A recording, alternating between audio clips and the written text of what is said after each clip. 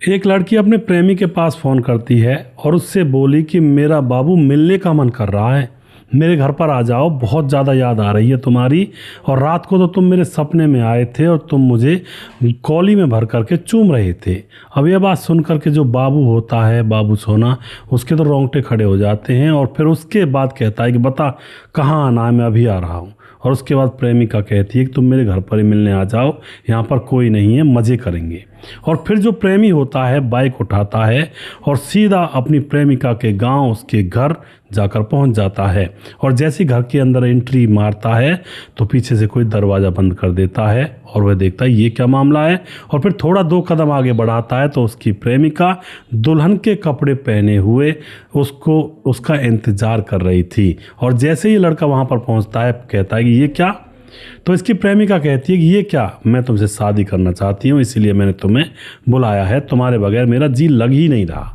अब तो दोस्तों यहाँ पर मामला क्या होता है, थोड़ी देर के बाद घर के बाकी कमरों में से घर वाले निकल आते हैं। और घर वाले निकल आते हैं और आकर के अब क्या होता है, लड़के से कहते हैं कि तुझे शादी करनी पड़ेगी। लेकिन लड़का कहता है कि मैं शादी अभी नहीं कर सकता, मेरे घर वालों को बताऊंगा, पहले मामला बनेगा। लेकिन वो जो लड़की के घर वाले होते हैं वहाँ पर गांव वाले भी इकट्ठा हो जाते हैं और फिर इनकी शादी ज़बरदस्ती पकड़ करके इनकी शादी करवा दी जाती है। और फिर दोस्तों शादी होने के बाद यह दुल्हन बनकर प्रेमिका प्रेमी के घर पर जाती है और सिर्फ शादी के 42वें दिन अपने प्रेमी की यानी कि दूल्हे की हत्या यहाँ पर कर देती है। और सबको बोला जाता है या फिर सब लोग समझ रहे थे कि छत से पांव फिसलने की वजह से दूल्हे की मौत हुई है।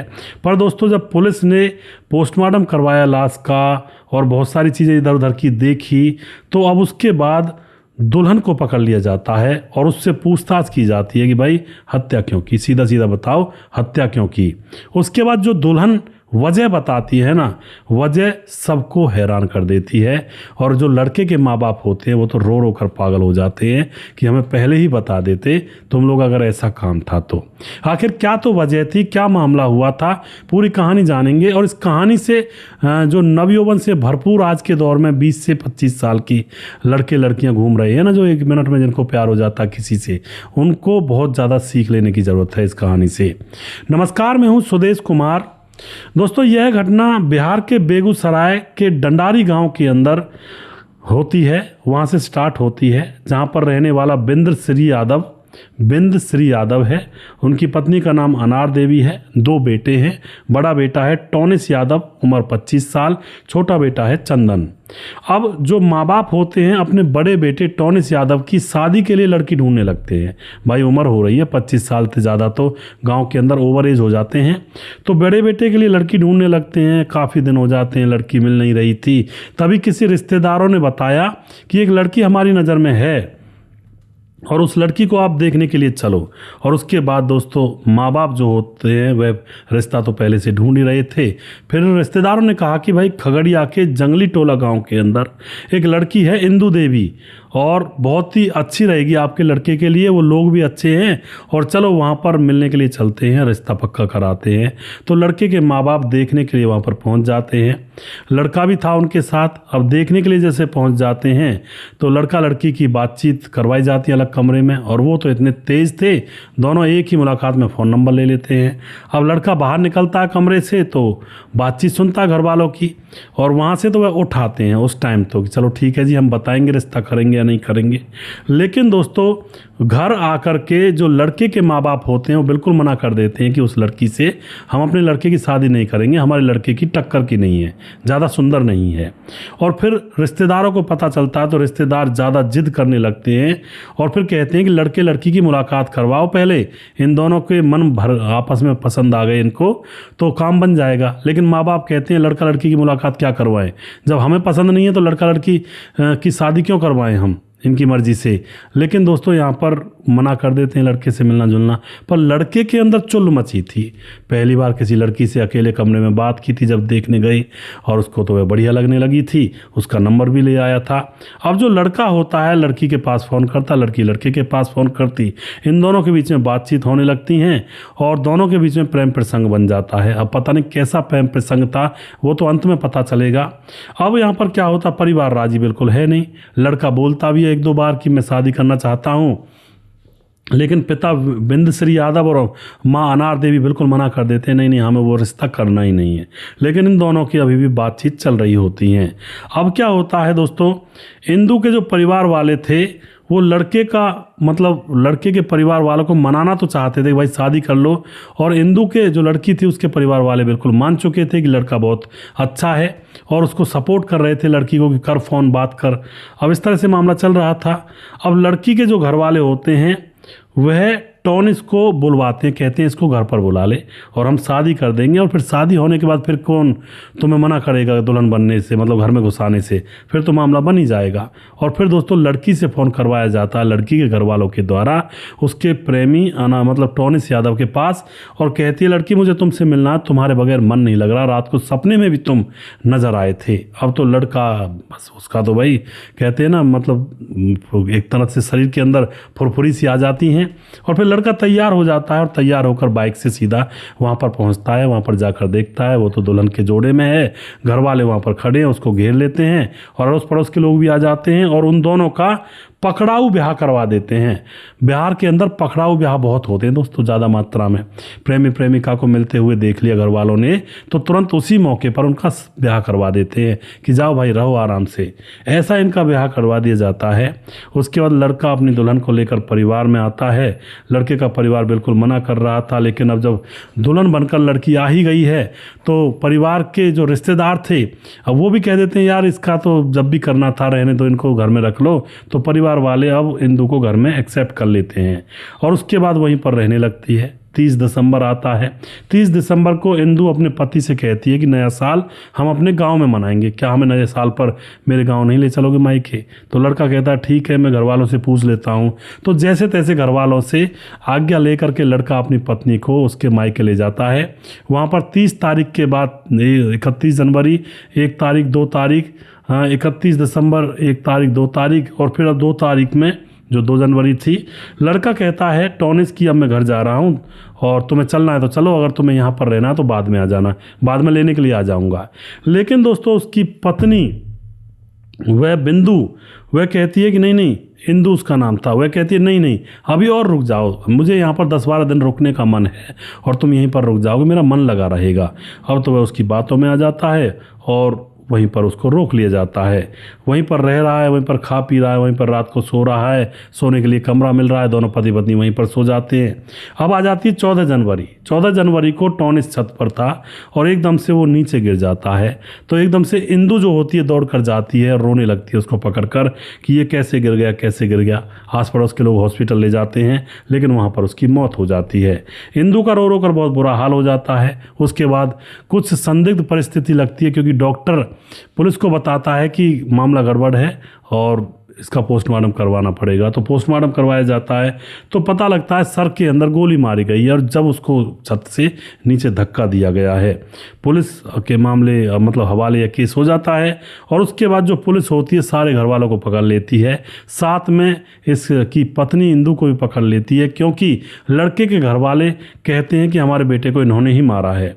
गिरफ्तार करने के बाद इंदु से पूछताछ की जाती तो इंदु टूट पड़ती है। पता हालांकि इंदु के घर वालों को भी था लेकिन इंदु ही बताती है सबसे पहले। वह बताती है कि वह अपने जीजा नादर यादव से प्यार करती है और उसी के द्वारा अपने पति की हत्या करवाई है गोली मार करके, और मैं अपने जीजा से प्यार करती हूँ। और वह बताती है कि मैं अपने जीजा से बहुत समय से पहले से प्यार करती हूँ। और उसके बाद दोस्तों परिवार को इंदु के जीजा से जो अफेयर चला हुआ था उसका पता लग जाता है और फिर घर वाले बिल्कुल मना कर देते हैं कि तू जीजा के साथ ऐसा कर्म करती है, तुझे शर्म आनी चाहिए। लेकिन इंदु जिद पर अड़ जाती है, वह तो जीजा से ही प्यार करती थी और उसी से शादी करना चाहती है। पर घर वाले देखते हैं भाई बेइज्जती हो जाएगी, तो उसके बाद घर वाले अब इस लड़के को जो देखने के लिए आया था इसको बुलवा लेते हैं और बुलवा करके ज़बरदस्ती शादी कर देते हैं, सोच कर कि अब इसकी शादी हो गई, अब ये जीजा से मुंह मोड़ लेगी। लेकिन ऐसा नहीं होने वाला था। शादी होने के बाद जब ये वहाँ पर जाती है ससुराल में तो वहाँ पर ना खाना बनाती है ना झाड़ू पोछा करती है, बस बैठी बैठी फ़ोन पर जीजा से बातचीत करती रहती है। ससुराल वाले जो सास ससुर जो पूछते भी हैं, पति भी पूछता है तो कह देती जीजा से बात कर रही हूँ, कोई पाप थोड़ी है। अब वो भी चुप हो जाते हैं, भाई जीजा से बात करती है। अब तो इसी तरह से वहाँ पर लगातार बात कर रही थी, कुछ काम धंधा करना नहीं, और फिर पति को मायके में रोक लिया जाता है और फिर जीजा के साथ प्लानिंग कर रही थी 14-15 दिन तक कि इसको कैसे निपटाएं। ये एक बार रास्ते से हट गया तो फिर हम और तुम और हम मौज से मज़े लेंगे। और दोस्तों अब यहाँ पर जीजा और ये प्लानिंग कर लेते हैं और जीजा कोई देसी कट्टा वगैरह या जो भी बंदूक थी पिस्तौल लेकर आता है कहीं से 2 नंबर की, और छत पर बैठे हुए थे जीजा और ये सभी लोग आपस में बात कर रहे थे, ये भी बैठी हुई थी और वह मुंडेल पर बैठा हुआ था। और तभी जीजा बात करता करता उसके पास जाता है और उसके सर में गोली मार देता है और वह एकदम से ज़मीन पर धड़ाम से गिरता है। और उसके बाद यही लोग भाग करके नीचे जाते हैं और इंदु ही नीचे जाकर रोने लगती है कि मेरे पति को क्या हो गया, यानी कि फुल ड्रामा। लेकिन दोस्तों मामला तो खुलना ही था और परिवार को पकड़ा जाता है क्योंकि परिवार को पता था इस मामले का और उसको भी पकड़ा जाता है। इधर इंदु और इंदु का सारा परिवार और इंदु का जीजा जेल में गया, यानी कि एक तो इंदु का परिवार, एक खुद इंदु और इंदु का जीजा, यानी कि 2-3 घर बिगड़ गए। इधर पति की मौत हो गई, उसके माँ बाप तड़पते रह गए अपने बच्चे के बिना। इस तरह से अवैध रिश्तों में हमेशा यही होता है, घर तबाह होते हैं, जाने चली जाती हैं और ये मामले देखने को मिलते हैं। दोस्तों आप जो भी कुछ कहना चाहते हो अपनी राय कमेंट बॉक्स में लिख सकते हैं। और मैं बार बार ही कहता हूँ और कहाँ तक कहूँ, मैं हर बार कहता हूँ अवैध रिश्तों से दूर रहें भैया, कुछ भी हो सकता है क्योंकि ये बहुत ही ख़तरनाक चीज़ें होती हैं। अगर इनके अंदर आप रह गए फंस करके तो बस मामला गड़बड़ हो जाता है।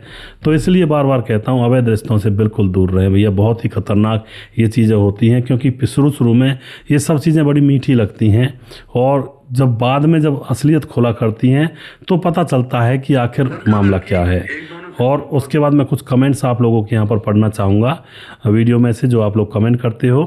हमारे साथ हैं सुदेश भाई जी, राम राम। मैं आपकी सभी कहानियाँ बहुत देखता हूँ, लास्ट तक देखता हूँ, लाइक भी करता हूँ और आपकी सभी कहानियाँ अच्छी होती हैं, एक सीख मिलती है। मैं छोटे लाल ग्वालियर से वीडियो पर कमेंट किया है और एक बार आपने मेरा नाम लिया है। उसके बाद हमारी बहन जानकी गंगवार हैं, भैया जी राम राम, आपकी कहानी तो 1 नंबर की होती है। जी बिल्कुल जानकी बहन, बहुत दिनों में कमेंट किया आपने और आप लगातार बने रहा करें। और अभी भी आपने एक दूसरी कमेंट के नीचे सब कमेंट किया है तो यहाँ पर अब तो मैंने देख लिया वरना दिखाई भी नहीं देता कई बार।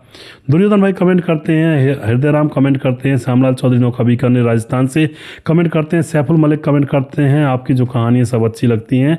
राम मोहम्मद यासीन लाहौर पाकिस्तान से, राधे श्याम शर्मा सिरसी जयपुर राजस्थान से, दया शंकर सिंह यूपी ठाकुर गोंडा तो यूपी 43 गोंडा से कमेंट करते हैं। सुमन सिंह यूपी 43 गोंडा से, पति इनके दयाशंकर सिंह राजपूत हैं।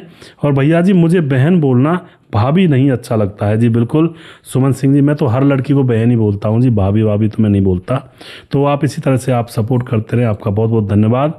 और बहन अपना आशीर्वाद हमारे ऊपर बनाकर ज़रूर रखें क्योंकि आप लोग हमारी फैमिली हो और फैमिली ही सबसे ज़्यादा मैटर करती है हर चीज़ में। और हम लोग जब इकट्ठे होते हैं कमेंट्स वगैरह पढ़ते हैं तो बहुत अच्छा लगता है, आप लोग भी जवाब देते हैं। उसके बाद हमारे साथ हैं मुकेश कुमार यूपी 83 से। सलाउद्दीन खान कहते हैं नमस्कार सुदेश भाई, अच्छी जानकारी है, आप जब वीडियो बताते हैं सबसे पहले आपका वीडियो देखने का मन कर रहा है। एक सपना सा अपना सा महसूस होता है। जी बिल्कुल सलाउद्दीन भाई, अपना सा महसूस इसलिए होगा क्योंकि आप लोग अपने जो हो मेरे और मैं आप लोगों के फैमिली में हूँ और आप मेरी फैमिली हो, एक ही फैमिली सबकी। धीरज बनवाल कमेंट करते हैं प्यार का अर्थ अब यही है, पहले ये अपना रूप का मज़ा लेने दो और इसी को कहते हैं आज का प्यार। जी बिल्कुल जी, आजकल ऐसा ही मामला चला हुआ है धीरज भाई। परममान अमर भाई कहते हैं हाय सुदेश भाई, आप स्टोरी को छोटी मत करना, कोई कुछ भी बोले, लंबी स्टोरी ही अच्छी समझ में आ जाती है क्योंकि स्टोरी और सुहागरात जितनी लंबी हो उतना मज़ा आता है। Thanks big brother from Italy. तो परममान भाई सही कह रहे हैं, बिल्कुल मैं स्टोरी को छोटी नहीं करूँगा, बारीकी से लंबी ही बताया करूँगा। और परममान भाई इटली से हमारे वीडियोज़ पर कमेंट करते हैं, बहुत बहुत धन्यवाद करते हैं जी। समाधान पाटिल जलगांव महाराज से कमेंट करते हैं। सुजीत कुमार गुरुजी राधे राधे, बहुत बहुत धन्यवाद करते हैं भाई आपका। और बाबा राजेश सिंह नाम से आइडिया, राजेश सिंह बिहार मोतिहारी ढाका कुंडवा चैनपुर से सुदेश जी आपका वीडियो बहुत अच्छा लगता है, बहुत बहुत धन्यवाद जी। प्रवीण बघेल से पुरी से, और उसके बाद राज बहादुर कुमार कमेंट करते हैं, विंध्याचल राजभर कमेंट करते हैं, भंडारी सनातनी कार्तिक कमेंट करते हैं, नेपाल से हैं भैया जी, राम राम। और अभी मलेशिया में रहकर काम करता हूँ, मेरा नाम लिया करो ज़रूर। बिल्कुल जी भंडारी भाई, आपका नाम मैंने पहले वीडियो में भी लिया, आपके में भी लिया है। मुरली कुमार कमेंट करते हैं, प्यार किया तो डरना क्या जी, बिल्कुल। और राम गोसाई कमेंट करते हैं, रतनलाल शर्मा कमेंट करते हैं, संदीप पटेल सोनभद्र जिले से कमेंट करते हैं, सोनभद्र हाँ स्वपंडे कमेंट करते हैं, सुमेर एस कमेंट करते हैं, सुमेर सिंह नाम होगा। और उसके बाद स्वपंडे हैं दोबारा से, रजत सैनी कमेंट करते हैं, कुमार सानू कमेंट करते हैं, मोनू जैन कमेंट करते हैं, और उसके बाद सूरज डीओ फिजी से कमेंट करते हैं, राम गोसाई लगातार कमेंट करते हैं। और जिस भाई का नाम अभी भी रह गया है उस भाई का नाम अगले वीडियो में ज़रूर लूँगा। अगला वीडियो बहुत जल्दी फिर से लेकर आऊँगा, तब तक आप खुश रहें, सावधान रहें। जय हिंद, जय भारत।